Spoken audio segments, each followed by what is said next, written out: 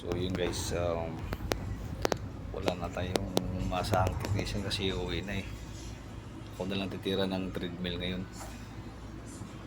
So itong treadmill na to ay may sira to.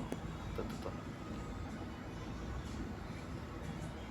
Papalitan ko siya ng belt. I need to change the belt. So itong this belt guys has a problem. So nagano na siya, worn out na siya eh.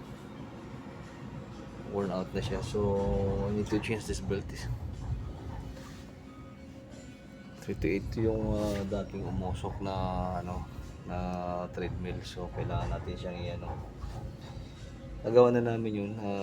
Na-rectify na namin yung sunog na fuse. Tapos gumagana na siya. Kailangan na alignment ng belt tsaka kasi bago.